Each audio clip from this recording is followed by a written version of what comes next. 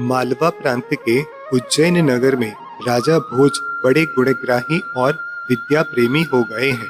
संस्कृत साहित्य में तो उनकी प्रगाढ़ रुचि थी।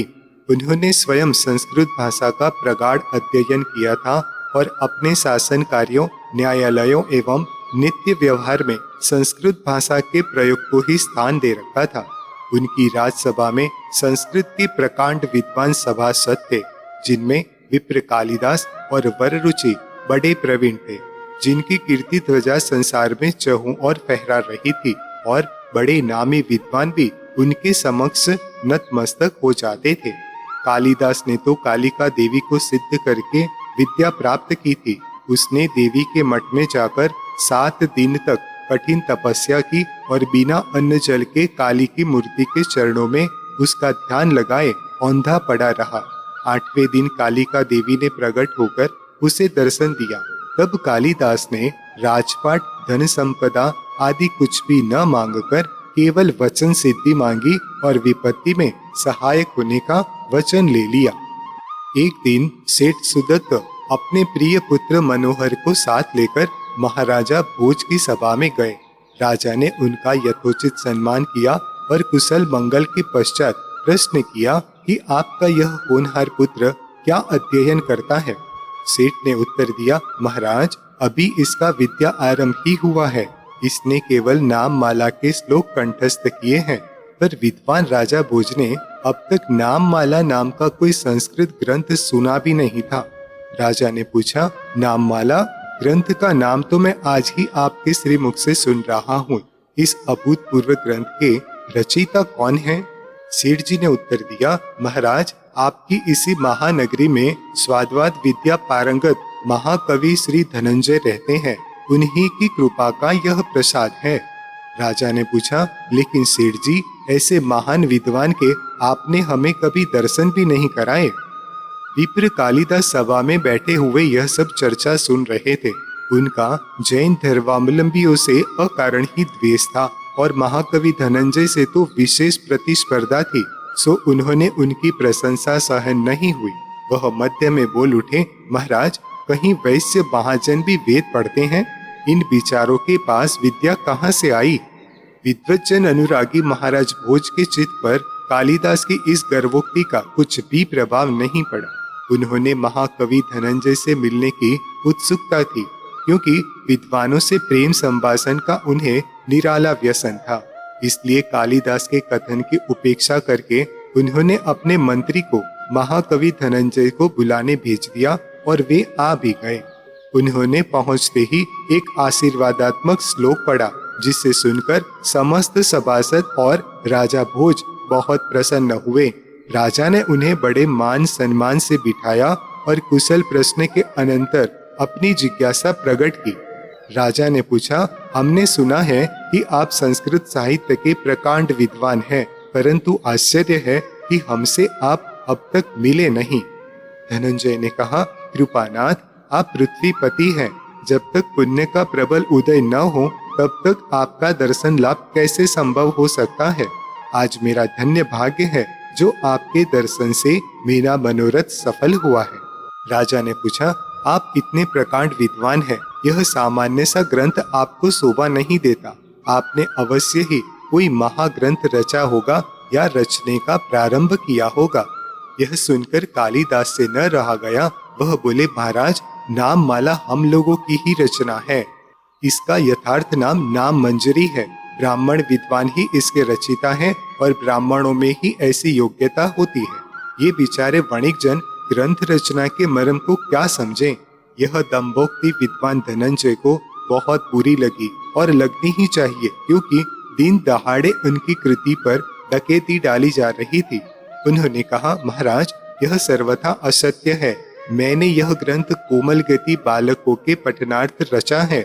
यह तथ्य बहुत से लोग जानते हैं और आप पुस्तक मंगवाकर स्वयं देख लीजिए। ऐसा प्रतीत होता है कि इन लोगों ने मेरा नाम लोप करके अपना नाम रख लिया है और अपनी नाम मंजरी बना ली है। विद्या विशारद राजा भोज ने वह ग्रंथ मंगवाया और स्वयं परीक्षा की। तत्पश्चात उपस्थित विद्वान मंडली से समर्थन पाकर कालिदास से कहा, तुमने यह बड़ा अनर्थ किया है। जो अन्य की कृति को छिपाकर उसे अपनी कृति प्रसिद्ध किया। यह चोरी नहीं तो क्या है? इस पर कालिदास बोले कि महाराज, ये धनंजय अभी कल तक तो उस मानतुंग के समीप अध्ययन करते थे जिसमें विद्या की गंध भी नहीं है। आज ये कहाँ से विद्वान हो गए जो ग्रंथ रचना करने लग गए हैं? उस मानतुंग को ही बुलवा करके मुझसे शास्त्रार्थ करवा के देख लीजिए, इनके पांडित्य की परीक्षा सहज में हो जाएगी। गुरुदेव मानतुंग सूरी के विषय में ऐसे अनादर सूचक वचन धनंजय को सहन नहीं हुए।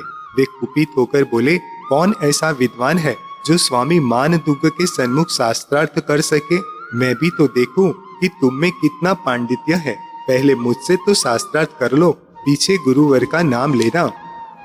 कालिदास को अपने ज्ञान का भरपूर अभिमान तो था ही, धनंजय से शास्त्रार्थ छेड़ दिया और विविध विषयों पर परस्पर वाद विवाद हुआ। स्वादवादी धनंजय के उत्तर प्रत्युत्तर से निरुत्तर होकर कालिदास खिसिया गए और राजा से फिर वही निवेदन किया कि मैं इनके गुरु मानतुंग से ही शास्त्रार्थ करूंगा। विद्वान धनंजय का पक्ष प्रबल है, यह तथ्य महाराजा भोज भी समझ चुके थे, परंतु कालिदास के संतोष एवं शास्त्रार्थ का कौतुक देखने के लिए उन्होंने स्वामी मानतुंग के निकट अपना दूत भेज दिया। दूत वन में गया और राजा की आज्ञा अनुसार मुनिराज से निवेदन किया, भगवान, मालवाधीश महाराजा भोज ने आपकी ख्याति सुनकर दर्शनों की अभिलाषा प्रकट की है और दरबार में बुलवाया है, सो कृपा कर चलिए। इस पर मुनिराज ने उत्तर दिया कि बंधु, राजद्वार से हमें क्या प्रयोजन है? हम खेती नहीं करते, वाणिज्य नहीं करते और न किसी प्रकार की याचना करते हैं, फिर राजा हमें क्यों बुलाएगा? अस्तु, साधुओं का राजा से कुछ भी संबंध नहीं है और न हम उनके समक्ष जाना चाहते हैं। बेचारा दूत हताश होकर लौट पड़ा और मुनिराज ने जो उत्तर दिया था सो राजा को सुना दिया। इस पर राजा ने फिर सेवक भेजे, परंतु वे नहीं आए। इस प्रकार 4 बार हुआ। 5वीं बार कालिदास के उकसाने से महाराज क्रोधित हो उठे और अपने सेवकों को आज्ञा दे दी कि जिस तरह भी हो सके पकड़ के ले आओ। कई बार के भटके हुए सेवक यह चाहते ही थे, तत्काल ही उन मुनिवर को पकड़ लाए और राजसभा में खड़ा कर दिया। उस समय मुनिराज ने अपने ऊपर उपसर्ग समझकर मौन धारण करके साम्य भाव का अवलंबन लिया। राजा ने बहुत चाहा कि ये महापुरुष कुछ बोले, परंतु उनके मुख से एक अक्षर भी नहीं निकला। तब कालिदास और अन्य द्वेषी ब्राह्मण बोले, महाराज, यह महामूर्ख कर्नाटक देश से निर्वासित है और यहाँ आकर रह रहा है। राजसभा देखकर भयभीत हो गया है और आपका प्रताप सह न पाने से कुछ बोलता नहीं है। इस पर बहुत से लोगों ने मुनिराज से प्रार्थना की, आप संत हैं, इस समय आपको कुछ धर्मोपदेश देना चाहिए। राजा विद्या विलासी है, सुनकर संतुष्ट हो जाएंगे। परंतु वे धीर वीर महामुनि साधु महामेरु की तरह अडोल हो गए। सब लोग कह कहकर थक गए, परंतु फल कुछ भी नहीं निकला। इस पर राजा ने क्रोधित होकर हथकड़ी बेड़ी से बंधवा करके उन्हें 48 कोठरियों के भीतर एक बंदी गृह में कैद करवा दिया और मजबूत ताले लगवाकर पहरेदार बिठा दिए। वे मुनिनाथ 3 दिन तक बंदी गृह में रहे। चौथे दिन आदिनाथ स्तोत्र का काव्य रचा, जो यंत्र मंत्र और रिद्धि से गर्भित है। जो ही स्वामी जी ने एक बार वह काव्य पाठ पढ़ा, क्यों ही हथकड़ी बेड़ी और सब ताले टूट गए और खट खट करते हुए सब किमाड़ खुल गए। मुनिराज बाहर निकलकर चबूतरे पर जा विराजे। बेचारे पहरेदारों को बड़ी चिंता हुई। उन्होंने बिना किसी से कुछ कहे सुने फिर उसी तरह उन्हें कैद कर लिया। परंतु थोड़ी ही देर में फिर वही दशा हुई। सेवकों ने फिर वैसा ही किया, पर मुनिराज फिर बाहर आ विराजे।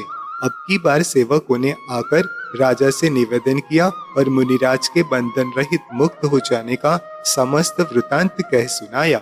यह सुनकर राजा को बड़ा आश्चर्य हुआ, परंतु पीछे यह सोचकर कि शायद पहरे में कुछ प्रमाद हुआ होगा, इसलिए सेवकों से कहा कि उन्हें फिर ठीक प्रकार से कैद कर दो और खूब निगरानी रखो।